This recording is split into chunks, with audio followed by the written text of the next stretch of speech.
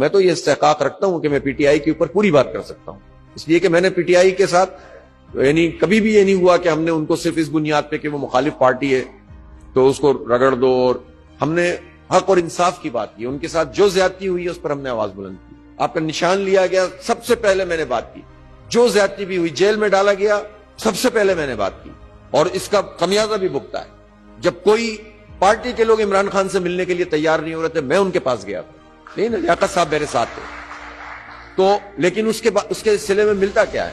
جب معاملات طے کرنے کی بات آتی ہے، جب الیکشن کا موقع آتا ہے تو یہ سب کہتے ہیں کہ نہیں صاحب ہمیں آپ کی ضرورت نہیں ہے، اور پھر اس کے بعد آپ خود سولو فلائٹ کرنے کی کوشش کرتے ہیں، پھر دیکھیں کیا نتیجہ نکلتا ہے۔ ریسنٹ فنومینا تو خان صاحب کا ہے نا، وہ جیل میں ہے تو پارٹی کہاں ہے، میں کس سے بات کروں؟ بتائیں مجھے آپ بتائیں کہ ان کی پارٹی میں وہ کون ایسا فرد ہے جس سے بات کر کے مجھے اطمینان ہو کہ میری پارٹی سے بات ہو گئی۔ ایک آدمی ایک بات کرتا ہے، دوسرا دوسری کرتا ہے، تیسرا تیسری کرتا ہے، کسی کے بارے میں یہ یقینی نہیں ہے کہ وہ کس کا آدمی ہے۔ جب یہ صورتحال پارٹیوں میں ہو اور اس پارٹی میں قصور کس کا ہوتا ہے ایسی پارٹی بنانے میں، جس کی آپ اچھائی کر رہے ہوتے ہیں، جس کا کریڈٹ زیادہ ہوتا ہے کہ اس نے لوگوں کو موبلائز کر دیا، تو اگر کوئی خرابی ہے تو وہ بھی اسی کے ذمہ ہے نا، اس نے ایسی ٹیم کیوں بنائی؟ اس کو اے ٹی ایم چاہیے ہوتے ہیں، اس کو جاگیردار چاہیے، اس کو وڈیرے چاہیے، اس کو الیکٹیبل چاہیے، اس کو وہ لوگ چاہیے جو اسٹیبلشمنٹ کے ساتھ ان کے معاملات کروائیں۔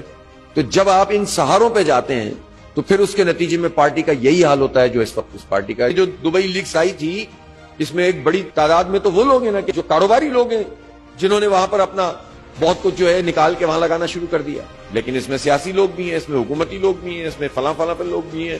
اسی لیے میں نے مطالبہ کیا تھا کہ منی ٹریل کریں، کسی پارٹی نے میرا ساتھ دیا؟ اسی جگہ سے میں نے پریس کانفرنس کیا، عظیم صاحب موجود تھے، ایک بار نہیں، دو بار نہیں، 4 بار۔ کوئی آپ کس سے اتحاد کی بات؟ پی ٹی آئی کے کسی آدمی نے اس کو سپورٹ کیوں نہیں کیا کہ دبئی لیگز کا منی ٹریل مانگا جائے؟ منی ٹریل پہ تو بہت بات کی تھی نا پہلے، یہ کیوں نہیں بات کرتے کہ آئی پی پیز کا فارنزک آڈٹ کرو؟ یہ پی ٹی آئی کیوں نہیں کہتی یہ بات؟ مجھے بتائیں نا یار، آپ مطلب صرف خواہش کی بنیاد پر تو ہم نہیں ساتھ چل سکتے نا۔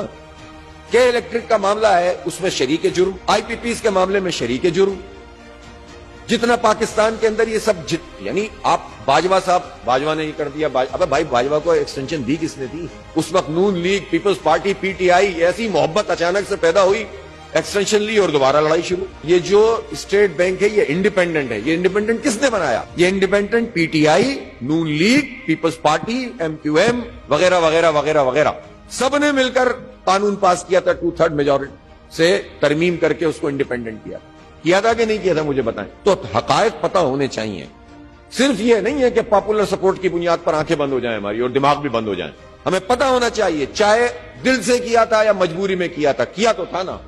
جماعت اسلامی نے ساتھ نہیں دیا تھا، ہمارا ممبر 1 تھا یا 4 تھے یا 2 تھے، جماعت اسلامی نے باجوہ کو ایکسٹینشن نہیں دی، سب نے دی۔